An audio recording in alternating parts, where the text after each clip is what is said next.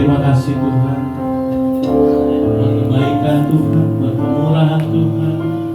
Hari ini sebagaimana kami ada, itu semua karena kebaikan Tuhan.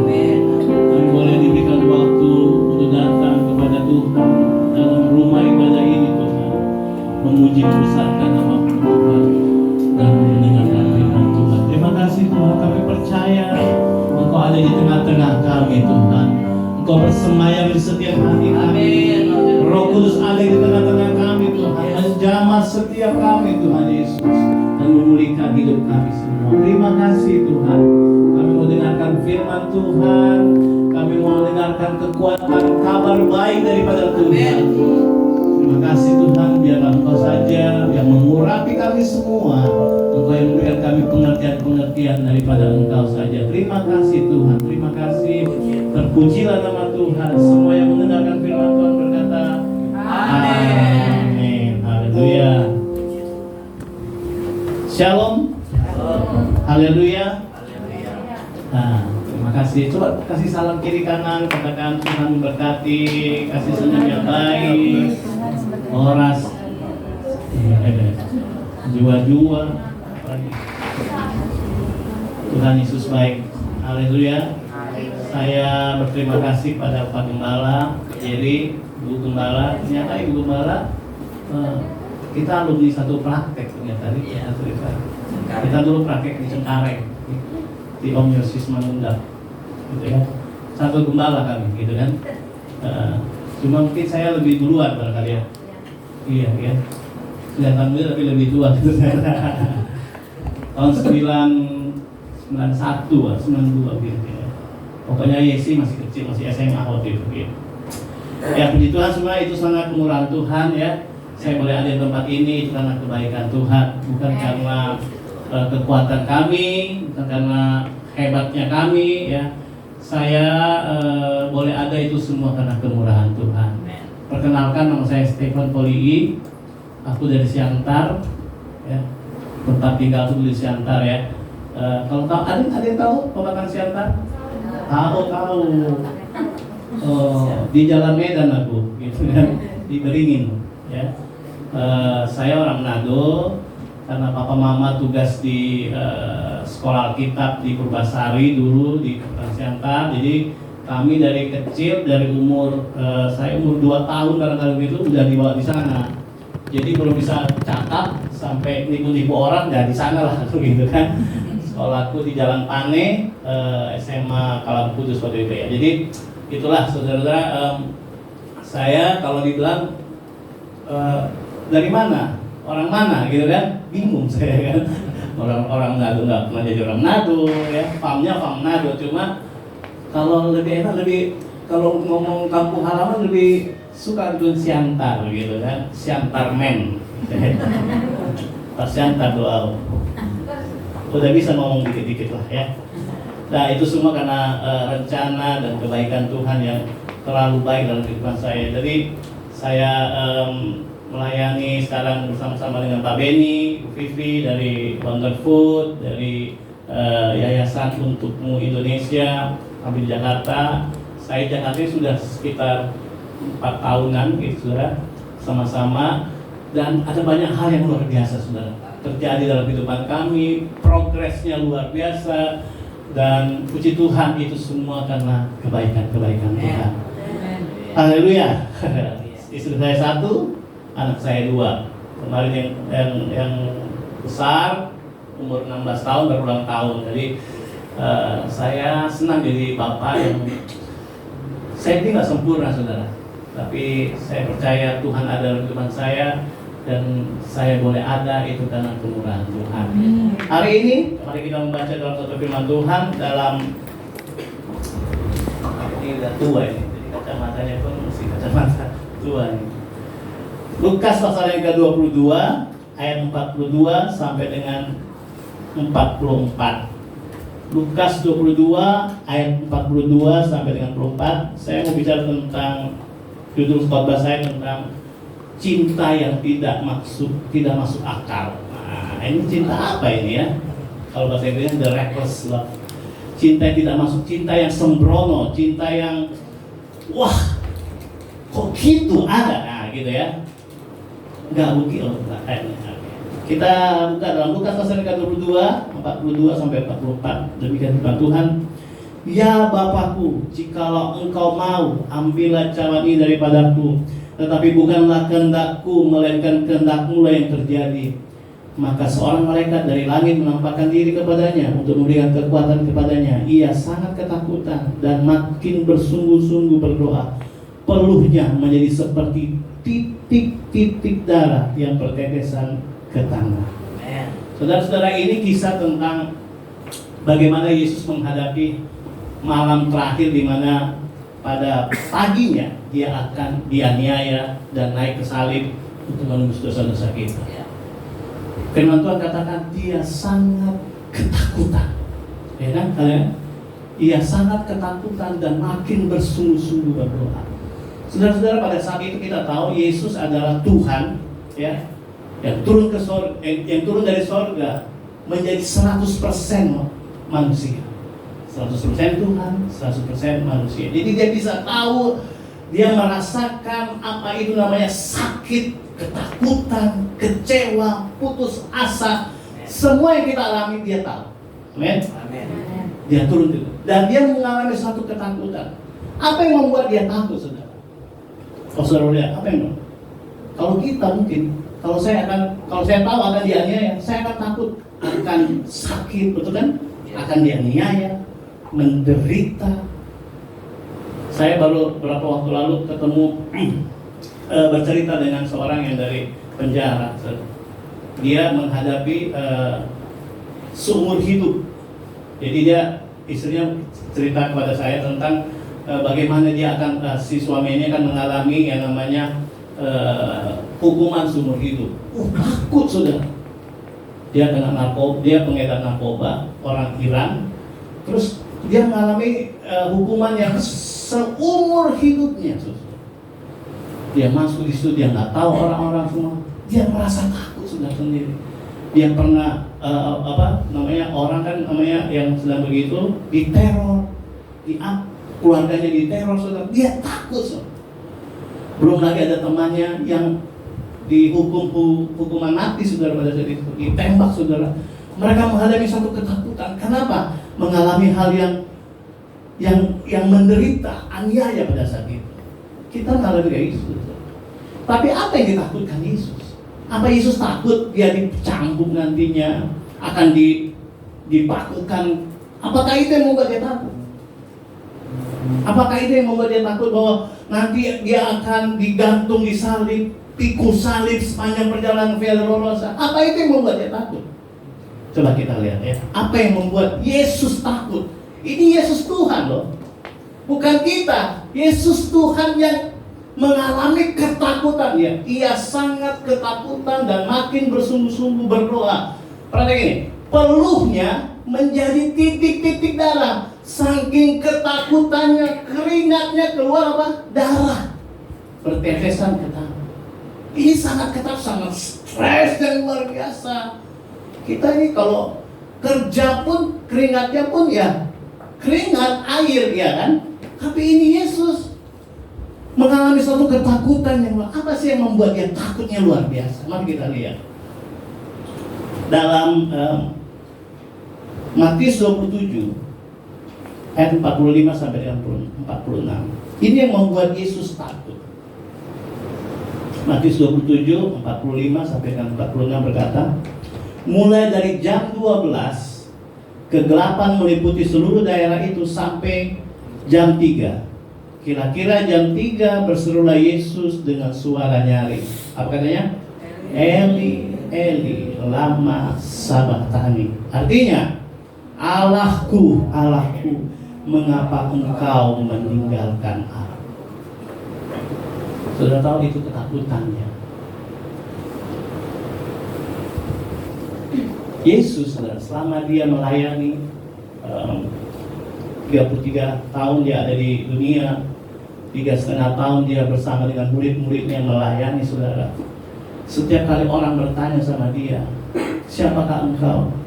Dia nggak bilang ini, aku utusannya Tuhan, aku Tuhan, aku enggak. Tapi dia berkata, aku anak Bapa. Bapakku yang telah memberikan kuasa. Dia apa yang menunjukkan? Dia menunjukkan Tuhan itu Bapanya. Allah itu Bapanya. Saudara, dia menunjukkan bahwa ada satu ikatan yang luar biasa antara dia dan Bapanya, Tuhan itu. Tapi lihat, kenapa dia takutnya luar biasa? Karena disalib nanti. Ini luar biasa. Dia terpisah dengan Bapanya. Itu dia bilang, Eli, Eli lama sabachthani. Allahku, Allahku. Dia nggak panggil Bapa lagi. Yang dia panggil Tuhan, Allahku. Itu kan seperti kita, ini seperti pencipta dengan ciptaannya. Tuhan, Yesus nggak seperti itu, saudara. Yesus itu adalah anak Bapa. Karena begitu besar dia memberikan anaknya yang tunggal, anak satu-satunya dari Bapa kita, Yesus Kristus. Coba lihat. Itu yang membuat dia takut, karena selama ini dia bersama dengan Bapa, dia melakukan mujizat, dia menolong orang, dia melakukan hal yang luar biasa, menyembuhkan orang, membangkitkan orang, bersama dengan Bapanya. Ada kuasa yang Bapanya berikan. Tapi ketika nanti disalib nanti, dia tahu dia akan terpisah dengan Bapanya. Ada yang berkata, Allah memalingkan mukanya dari Yesus. Saudara tahu kenapa dia begitu? Bukan karena Yesus bersalah. Yesus nggak pernah berdosa. Amin. Coba bilang gini kan, Yesus nggak pernah berdosa. Saya yang berdosa. Saudara, kenapa dia terpisah dengan Bapaknya? Kenapa dalam kemanusiaannya dia takut mengalami hal itu? Kenapa? Karena dosa-dosa kita yang ditanggungnya. Amen. Karena perbuatan kita yang ditanggung. Apakah saudara mengerti ini, saudara? Kalau kita hari ini bersukacita, itu karena ada satu orang yang namanya Yesus dipisahkan dari Bapaknya. Coba ada anak di sini, bapak punya anakmu diambil, mau? Pak punya anak berapa? Saya ambil dua-duanya, mau gitu? Dibawa lari gitu? Jangankan gitu. Anak bapak apa? Perempuan sepasang. Kalau yang perempuan aja mau nikah aja kita sebagai bapak kan nggak rela. Ini datang anak muda, wah, aku yang besarkan, aku yang hidupkan, tiba-tiba datang orang dia pergi meninggalkan kita semua. Wah, Pak Jerry pasti, ya kan? Makanya seringkali udah kalian di sini aja. Kenapa? Kita nggak mau terhilang, kan? Terpisah dengan kita. Ini Tuhan yang selalu bersama-sama. Yesus bersama dengan Bapa. Yesus bilang, kuasanya kuasaku. Aku ada dalam dia dalam aku, selalu bersama. Tuhan kita kan suatu kesatuan yang luar biasa, Tritunggal itu, saudara ya. Bapa, Anak, dan itu nggak bisa terpisahkan. Betul, saudara? Dia Tuhan yang tidak terpisahkan. Waktu dalam penciptaan, mereka bersama-sama menciptakan kita. Marilah kita, kata firman Tuhan, kita menciptakan ini, semua kita kelihatan. Mereka suatu kesatuan yang tidak bisa dipisahkan. Tapi karena dosa-dosa kita, saudara, karena dosa saya, di kayu salib dia harus terpisah dengan Bapa. Saudara bayangkan, ini cinta yang gak main-main, saudara. Mana ada cinta yang begini? Coba saudara dipisahkan dari orang yang kita sayangi, yang pacaran aja galau yang setengah mati, gak move on. Betul gak saudara? Diputusin. Aku salah apa? Aku kurangnya apa saya? Enggak, aku gak salah lagi. Kok gitu tega kamu? Pulang ke rumah dia ada di kaca. Kamu siapa? Bapaknya datang, nak makan. Enggak mau aku. Kenapa? Terpisah. masalah apa? Galau-galauan, cinta-cinta monyet. Monyetnya aja nggak bercinta. Tapi lihat saudara, bukan karena kesalahan Yesus, dia terpisah. Wah, karena semua perbuatan kita. Firman Tuhan katakan kita semua sudah kehilangan kemuliaan dan sudah berdosa semua. Terus kita nggak sungguh-sungguh. Wah, kita main-main datang beribadah. Kita gitu-gitu. Wah, coba ingat, saya cuma ingin menyadarkan kita bahwa kalau kita ada hari ini, nggak main-main. Ada seorang yang sudah berkorban luar biasa, Yesus. Kalau engkau bisa baik hari ini, itu bukan karena kita baik. Kalau engkau bisa dipandang orang-orang yang luar biasa, orang yang manis, baik, dan segala macam, itu bukan karena kita. Amin. Tapi karena ada satu orang yang namanya Yesus Kristus yang rela menanggalkan. Firman Tuhan katakan dia tidak menganggap ke Allahnya setara lagi dengan Allah. Itu kan baik? Ada yang kayak gitu ayatnya. Dia menanggalkan Allahnya supaya kita yang berdosa ini diselamatkan. Itu Tuhan kita. Mana ada Tuhan di tempat yang lain kayak gitu. Coba bilang gini kan, kalau kau ada itu karena Tuhan. Sadar. Bukan karena hebatnya kita. Bukan karena kita punya duit. Betul kan? Bukan karena keluarga kita keluarga bahagia, mawadah, sakinah, mawadah dan warahmah. Minal aidin wal faizin. Iya kan? Bukan itu saudara. Tapi karena ada seorang yang namanya Yesus di kayu salib sana. Dia nggak takut dipukul, dia nggak takut dicambuk, dia nggak takut dipakukan, dia nggak takut. Dia kuat saudara. Satu hal yang membuat dia takut, terpisah dengan Bapa. Hanya untuk kita yang bobrok ini. Saya mau kasih dunia kebobrokan kita. Kita ini manusia bobrok saudara. Kan, wah langsung serem mukanya. Masa sih aku bobrok? Bobrok setengah mati kan. Kan ada kebenaran dalam diri kita. Kalau kita nggak ada Yesus, kalau Yesus nggak pernah mati di kayu salib, bangkit di hari ketiga yang kemarin kita rayakan, siapa kita? Siapa saya?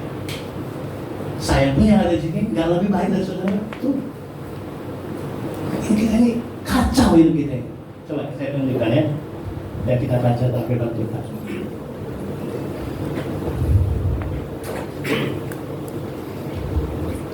1 Yohanes 2 ayat 16 sampai dengan 17. 1 Yohanes 2 16-17 berkata, sebab semua yang ada di dalam dunia, yaitu keinginan daging, apa saudara? Dan keinginan mata serta keangkuhan hidup bukanlah berasal dari Bapa, melainkan dari dunia. Dan dunia ini sedang lenyap dengan keinginannya. Tetapi orang yang melakukan kehendak Allah tetap hidup selama-lamanya. Puji Tuhan. Saudara-saudara, ini kehidupan kita. Apa tadi? Keinginan mata, keinginan daging, keinginan mata, dan keangkuhan hidup. Saya coba kasih waktu saudara untuk berpikir. Yang mana saya? Keinginan daging, keinginan mata, ada keangkuhan hidup. Saya percaya semuanya kita punya itu, yang punya daging. Keinginan daging itu perbuatan-perbuatan kita, marahan kita, itu daging semua. Perzinahan, pembunuhan, ini bukan hanya sekedar kita bunuh orang, enggak. Dengan kata-kata kita, sikap kita, ya kan gitu kan, daging semua. Baru keinginan mata, pengennya kalau lihat, wah, pengennya semua untuk kita. Keangkuhan itu, ini kan semua yang terjadi dalam kehidupan kita. Sadar atau nggak sadar, itu semua kita berantem dengan istri, suami, atau dimanapun, itu karena apa? Karena 3 hal ini. Karena merasa angkuh, merasa bisa, merasa lebih benar. Itu kan semua itu. Di komunitas, di organisasi, ada yang angkat kursi, berantem, lempar sana dan sini, buka air sangat. Itu semua karena 3 hal ini aja. Dan itu semua ada dalam kehidupan kita. Itu selalu kita lakukan hari demi hari. Begitu kita pikir kita ingin jadi kaya, itu pun kedagingan. Iya kan? Begitu kita ngobrol, kayaknya ini yang salah, ini yang gangguan hidup. Semua kita dikepung dengan 3 hal ini. Kenapa? Dengar baik saudara. Karena dosa sudah ada dalam hidup kita. Jauh sebelum kita ada, dosa sudah ada dalam hidup kita. Kapan itu? Ketika Adam dan Hawa makan buah pengetahuan baik dan jahat. Mereka jatuh. Dulunya saudara, manusia itu, Adam itu, ketika dia sebelum jatuh dalam dosa, dia punya hubungan yang luar biasa dengan Tuhannya. Amin. Firman Tuhan katakan setiap sore Tuhan berjalan bersama dengan Adam. Adam diberikan kuasa untuk memberikan nama semua penciptaan pada saat itu. Gajah, dia lihat ada yang besar pakai belalai, gajah lu jadi gajah, gitu kan? Ya lihat ada yang naik ke pohon, monyet lu. Dia namain semua. Dia punya hubungan yang luar biasa. Tapi karena dosa, ketika dia ditipu oleh iblis, dia jatuh dalam dosa. Dosa apa itu? Dosa pengen tahu. Kan iblis bilang ini, kalau kamu makan ini kamu akan seperti Allah, tahu mana yang benar, mana yang jahat. Jadi sebenarnya kalau kita pengen tahu aja, kedagingan kita, dosa.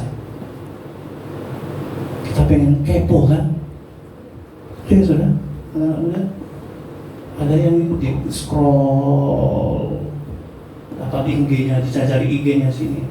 Dewi, IG-nya apa ini? Banyak banget, gitu kan? Cari-cari, lihat fotonya, scroll, dapat, dia dapat. Oh tahu, pengen tahu. Dosa bro. Sepertinya enggak kan? Tapi dunia ini sudah dikuasai dosa. Kita nggak bisa lari kemana pun. Kita nggak bisa punya kekuatan untuk lepas dari dosa ini. Karena semuanya terputar-putar di situ.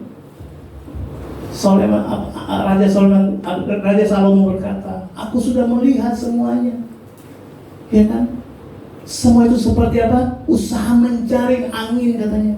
Sia-sia. Sia-sia. Bertemu. Yang muda yang tahu. Kan kata mahal ini aja sia-sia loh. Jadi gak ada gunanya. Hidup kita ini gak ada gunanya saudara. Kita pikir kalau kita melayani, Tuhan tambah sayang sama kita, Tuhan tambah cinta pada kita. Kita ini kebenarannya nggak ada kebenaran. Firman Tuhan katakan kebenaran apa? Kain kotor. Apa yang kita lakukan itu kain kotor semua saudara. Kalau bahasa asli kain kotor itu bukan kain kotor yang biasa-biasa, bukan. Maaf. Pembalut wanita yang sudah terpakai, itu kain kotor. Dan itu kebenaran kita. Itu kita manusia saudara, bobroknya luar biasa.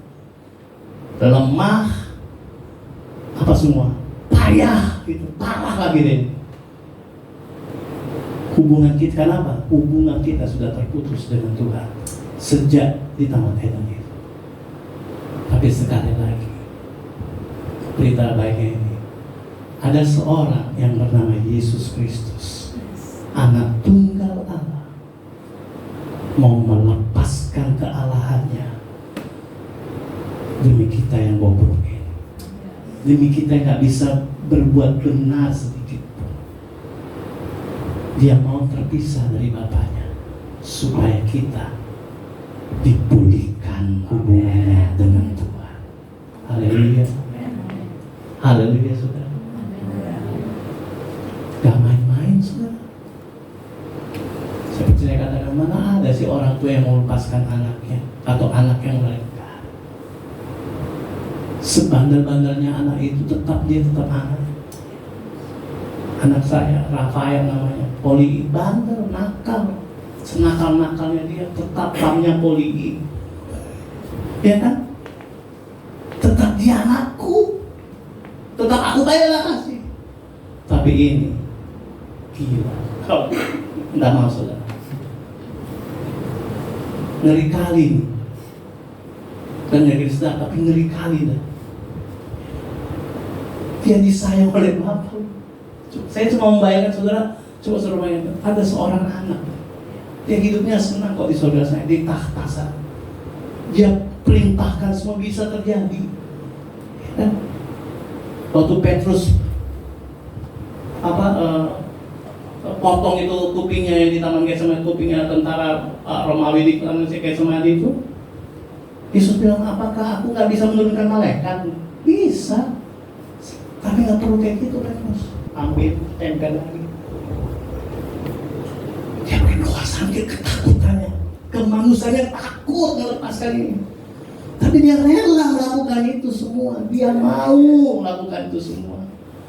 Bukan karena kita sudah melayani, bukan karena saudara membayar perbuahannya baik,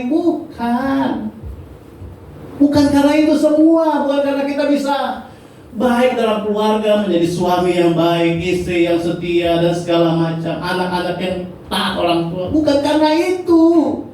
Tapi kita mesti kembali, ada seorang yang sudah mengorbankan dirinya bagi kita, terpisah dengan bapaknya, hanya gara-gara kita yang kita nggak tahu ini apa semua ini, nggak bisa melepaskan dari dosa. Kalau kita bisa jadi baik, sekali lagi saya katakan, kalau kita yang jadi baik, kita mesti ingat ada seseorang yang sudah melepaskan. Amin. Itu harusnya kayak gitu. Jadi kebaikan kita, perbuatan kita, kasih kita, itu karena ada seorang terlebih dahulu yang sudah mengasihi kita. Bukan karena kita mengasihi orang, kita berbuat, maka Tuhan mencintai kita, maka Tuhan, enggak. Tuhan tidak terpengaruh dengan kebobrokan kita, saudara-saudara. Tuhan enggak terpengaruh dengan hebatnya kita pun, enggak ada. Tapi Tuhan sangat mencintai kita. Kenapa? Karena kita adalah ciptaannya. Itu aja. Dan kalau Dia menciptakan kita, saudara tahu, waktu kita mengerti dan sadar ini, kita akan bisa menyembah Tuhan dengan hati yang tulus. Makanya ada ayat kan katanya, hati yang hancur itu yang Tuhan cari. Benar kan? Itu dia. Kenapa? Karena bukan karena hancur ekonominya, hancur keluarganya, bukan. Karena kita sadar sesadar-sadarnya. Kalau bukan karena Tuhan, aku nggak ada. Sehebat apapun keluarga kita, sehebat apapun gereja kita, itu yang membuat kita bisa menyembah dengan Tuhan dari hati yang terdalam. Suaramu mungkin fals, nggak seperti ibu yang punya WL tadi, bagus, tapi kita semua bisa menyembah Tuhan dimanapun kita berada. Menyembah Tuhan itu bukan karena soal nyanyi atau main musik, bukan. Tapi itu hati yang sadar benar siapa yang sudah menyelamatkan kita. Itu ada, saudara. Dan Tuhan bilang apa? Coba kita lihat.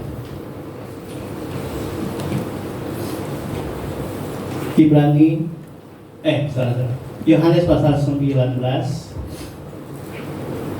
Yesus sudah menggantikan kita. Amin, saudara. Yesus menyelesaikan masalah yang terbesar dalam kehidupan kita. Masalah kita ini bukan ada duit, ya. Bukan soal itu tadi semua, bukan. Tapi masalah terbesar kita adalah dosa yang tidak bisa pernah kita selesaikan dengan diri kita. Saudara nggak bisa selesaikan dengan berdoa puasa. Saudara nggak bisa selesaikan dosa itu dengan perbuatan baik kita, seperti teman-teman kita di seberang sana, ya. Amal baiknya itu nggak bisa. Gak ada, karena kebenaran kita itu kain kotor semua. Saudara pikir kalau kita menyumbang yayasan, orang miskin, apa, terus dosa kita dikurangi? Enggak. Sama saudara. Yang bisa itu cuma apa? Yesus Kristus. Dia bilang begini saudara. Yohanes 19:30. Yohanes 19:30. Sesudah Yesus meminum anggur asam itu, ini disalib ya, ketika Yesus ada di salib ini. Berkatalah ia, apa saudara? Sudah selesai. Lalu ia menundukkan kepalanya dan menyerahkan nyawanya. Amin. Dosamu sudah selesai. Setelah dia mengalami ketakutan yang luar biasa, ketika dia ditinggalkan oleh Bapa sendirian di kayu salib itu, dia berjuang sendirian saudara. Dan dia berkata, sudah selesai. Haleluya. Coba bilang kiri kanan, dosamu sudah diselesaikan Tuhan. Amin, saudara.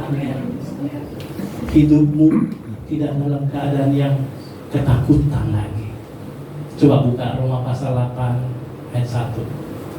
Saya ingat atau ayat ini. Roma pasal 8 ayat 1. Ibu Vivi boleh bacain? Aku nggak ada di catatan berarti punya nih. Roma 8 ayat 1. Roma 8 ayat 1. Demikianlah sekarang tidak ada penghukuman bagi mereka yang ada di dalam Kristus Yesus. Haleluya. Sama-sama kita baca ya. 1, 2, 3. Demikianlah sekarang tidak ada penghukuman bagi mereka yang ada di dalam Kristus Yesus. Haleluya. Firman Tuhan Yesus bilang sudah selesai. Wah, tadinya kita bukan anak, tadi kita hamba. Hamba itu beda hamba sama anak. Kadang-kadang makanya saya nggak suka kalau dipanggil. Bagaimana hambanya? Hamba, saya anak Tuhan, amin. Beda loh hamba sama anak itu. Benar apa? Kalau hamba itu kerja jam 8 sampai jam 5 sore, dibayar sesuai upahnya lah. Kalau anak nggak gitu, amin. Anak itu dapat apa? Nggak dapat upah dia, dapat warisan. Amin. Iya lah. Bro, anaknya bapak. Ya. Coba tanya warisannya. Pasti ada pak ya. Ada lah. Apapun lah itu. Tapi saya mengatakan warisan kita, kehidupan kekal selama-lamanya, tidak binasa, tapi kehidupan kekal selama-lamanya. Dia meninggalkan suatu hal yang berharga, dan seperti orang lain loh. Ya, kita ini yang percaya katanya tidak binasa, melainkan beroleh hidup yang coba mati nih, sakit gara-gara asam urat nih, meninggal. Saya nggak meninggal, sorga. Amin. Ya kan? Kenapa? Karena kita sudah ditebus Tuhan. Wah, tadinya kita kehilangan pengharapan, tadinya kita kehilangan, wah putus asa. Coba itu, ya, orang sebelum Yesus, sebelum salib itu coba lihat Abraham, Daud, apalagi semua tokoh-tokoh itu mereka berjuang semua, berjuang dari nol dan nggak sampai. Saudara bilang, wah Abraham kan hebat. Apanya yang hebat? Dia orang beriman, bapak orang yang enggak. Dia paling tidak beriman, sudah. Kenapa dia tidak beriman? Karena Yesus sudah selamatkan dia. Itunya, iya kan gitu. Mau keluar ini sentarnya. Karena itu, bukan karena hebatnya si Abraham. Abraham nggak tahu dia beriman, saudara. Tapi di Ibrani nanti kalau dikatakan dia bapak orang beriman, siapa yang bilang? Yesus, Tuhan kita. Daud, wow, berperang tidak pernah kalah, saudara. Tapi dia jatuh juga, berzina, membunuh, wah, licik, tuh jatuh. Tapi dia sebut apa? Sahabat kekasih Tuhan. Dia tahu enggak? Yesus yang bilang kekasih Tuhan. Pahlawan-pahlawan iman itu semua, mereka nggak tahu mereka pahlawan, saudara, karena mereka melakukan banyak kesalahan. Yang menamakan itu yang menamakan mereka pahlawan apa? Kristus. Amin, saudara. Ini bukan karena tokoh-tokoh Alkitab ini yang hebat, bukan, karena Kristus yang hebat di dalam kehidupan mereka. Itu dia. Jadi banyak orang hari ini kan, contohlah seperti Abraham, contohlah seperti Elia. Wah, Elia itu penakut, saudara. Kan sama perempuan dari dia lari, habis membunuh 400 Baal, nabi-nabi Baal, dikejar perempuan. Takut lari ke hutan, mau mati rasanya. Lebih baik aku mati saja. Itu asa loh. Nabi yang luar biasa itu katanya, enggak. Kalau bukan karena Tuhan, mereka nggak ada apa-apanya sih. Kita kan berpikir kalau kita masuk surga ya, surga kan, terus ketemu Elia. Wih, gimana? Elia waktu kamu membunuh nabi-nabi Baal itu masuk penyakit kan? Terus tanya Elia, Musa, gimana tuh kalau kamu membelah? Sudah tahu Musa kan membelah laut kosong ya. Wah, kita sepertinya hebat bertanya gitu. Tapi sudah tahu nggak? Kalau kita mau dramatisir ya, mereka yang bertanya ke kita sebenarnya. Bukan gitu. Aku yang mau tanya sama kamu. Bagaimana setiap hari kamu bisa berjalan dengan Roh Kudus? Mereka nggak punya. Karena Roh Kudus pada saat belum dicurahkan. Kan mereka, kalau kita, walah, ke toilet juga dia ada, lagi kerja dia ada, lagi ibu-ibu masak sayuran dia ada, lagi dimarahin sama suami dia tetap ada, lagi nggak punya uang belanjaan dia tetap ada bersama dengan kita. Kapanpun, dimanapun, dalam keadaan apapun dia bersama-sama dengan kita. Dia Immanuel. Itu jadi kebanggaan kita. Mereka akan cemburu oleh kita. Amin. Karena kita punya Tuhan yang sudah tinggal di dalam hidup kita. Dia katakan sudah selesai. Dosamu sudah diampuni. Amin. Wah, siapa yang bisa ampuni? Dosa itu seperti saya bayangkan seperti lumpur. Kita ada di lumpur hidup ya. Lumpur hidup yang kita, saudara, kalau lumpur hidup ya, kalau kita masuk ke dalam pasir hidup itu, kalau kita masuk ke dalamnya, terprosok ke dalamnya, kita nggak bisa keluar. Semakin kita bergoyang, semakin kita berusaha untuk keluar, semakin tenggelam. Yang bisa menolong kita, orang dari luar yang angkat kita. Begitu dosa itu. Semakin saudara mau melepaskan dari dosa itu, semakin mendorong masuk dalam. Semakin kita berusaha, kata orangnya, katanya gini, pakai kata-kata ayat firman Tuhan, mengejar kekudusan itu, semakin engkau terprosok dalam dosa itu. Bagaimana cara kita melepaskan diri dari dosa? Percaya kepada salib Kristus. Ya kan? Kata firman di Efesus katakan, bukan karena kekuatan dan usaha-usaha kita diselamatkan, tapi karena Dia yang sudah menyelamatkan kita. Itu dia, saudara. Ada satu ayat lagi saya akan baca, saudara. Sudah selesai itu artinya ini, saudara. Satu kali dilakukan dan khasiatnya, manfaatnya sampai selama-lamanya. Bentuk kata itu kan kata sudah selesai itu bahasa aslinya tetelestai. Nah, tetelestai itu punya bentuk kata. Bentuk katanya kalau Indonesia kan cuma bentuk yang lalu dan yang sekarang. Nah, kalau bahasa Yunani itu punya bentuk kata yang signifikan, yang sangat-sangat detail. Nah, bentuk kata yang dipakai oleh tetelestai itu auris namanya. Auris itu dilakukan sekarang dan manfaatnya terus sampai selama-lamanya. Itu tetelestai. Sudah selesai itu artinya dilakukan sekarang sampai selama-lamanya. Ada ayatnya, ayo kita baca ya. Ibrani pasal 10, ada beberapa ayat saya akan baca. Ibrani pasal 10 ayat 8 sampai dengan 10. Ibrani 10 ayat 8 sampai 10 berkata ini. Di atas ia berkata, korban dan persembahan, korban bakaran dan korban penghapus dosa tidak engkau kehendaki, dan engkau tidak berkenan kepadanya, meskipun dipersembahkan menurut hukum Taurat. Dan kemudian katanya, sungguh aku datang untuk melakukan kehendak-Mu. Yang pertama ia hapuskan supaya menegakkan yang kedua. Yang pertama itu hukum Taurat maksudnya ya, supaya menegakkan yang kedua yaitu kasih. dan karena perhatikan ini, dan karena kehendaknya ini, bukan kehendak kita ya, tapi kehendak Tuhan. Nya itu huruf besar. Dan karena kehendaknya inilah kita telah apa saudara? Terus satu kali oleh persembahan tubuh Yesus Kristus. Jadi kita selesai satu kali. Yesus nggak pernah naik 2 kali, 3 kali ke salib, nggak. Ya kan? Sekali saja. Tapi untuk selama-lamanya. Amin. Kalau ada yang naik itu, ya itu bukan Tuhan.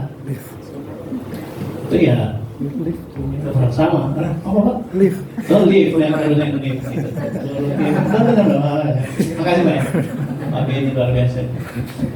Ibu tuh. Kalau yang naik turun itu, direkam loh. Lift yang turun naik saudara, ya kan, eskalator, ya tidak. Tapi Yesus sekali naik dan kuasanya tetap untuk selama-lamanya. Makanya kita sekarang, walaupun kita nggak bisa melihat Yesus secara mata kita punya iman bahwa Dia sudah menanggung kita. Satu ayat lagi, supaya lebih gembala bilang, nggak begitu kok gitu, ya kan? Roma 6 ayat 6 sampai 10. Tadi Ibrani 10 ayat 8 sampai 10.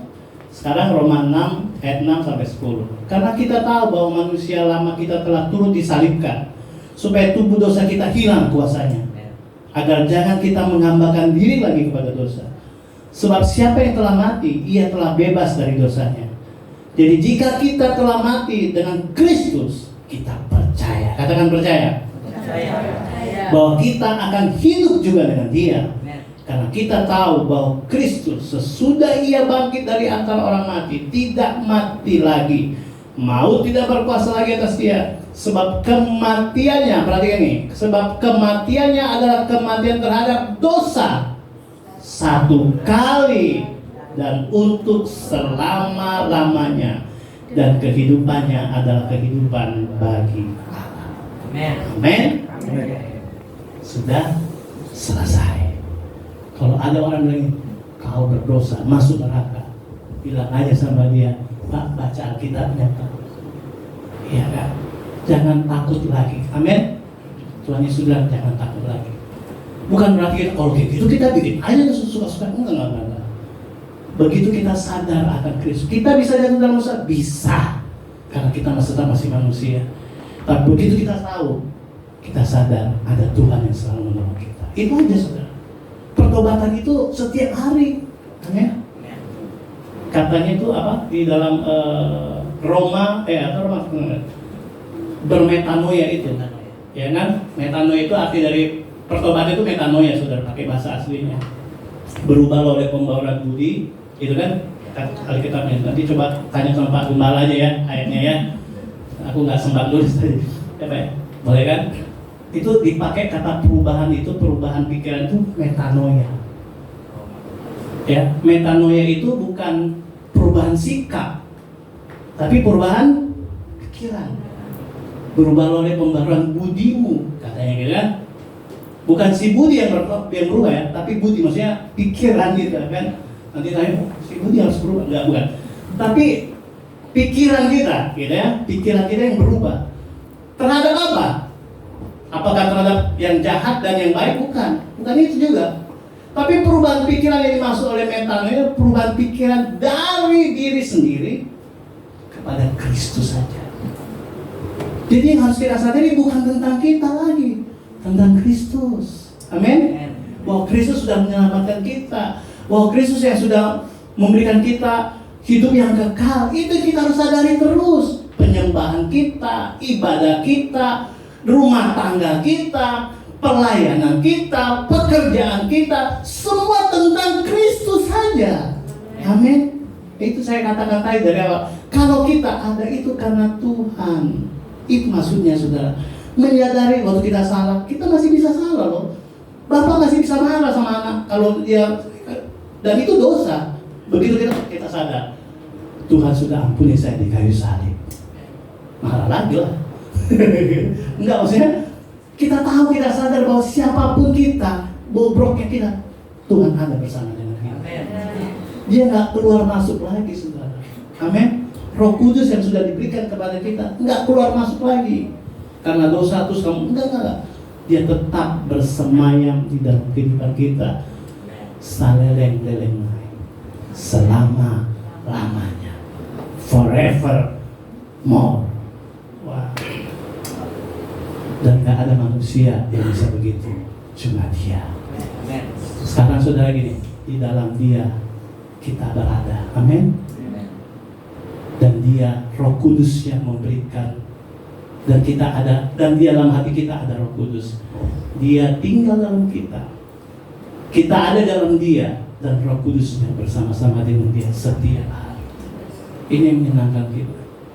Ini yang membuat kita berbeda dengan orang lain. Ini yang membuat kita berbeda dengan orang yang tidak mengenal Tuhan.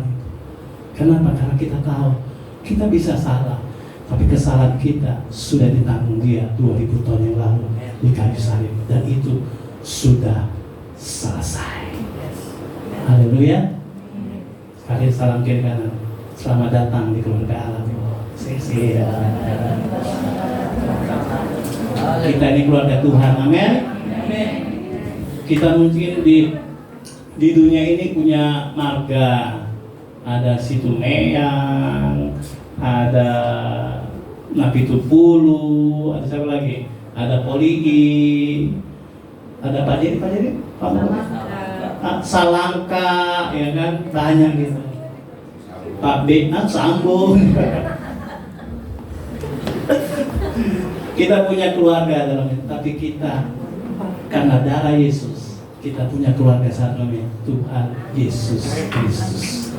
Kita bisa bilang, kau saudaraku, kau saudariku, tiada yang dapat memisahkan kita. Oh, coba tunjuk. Kau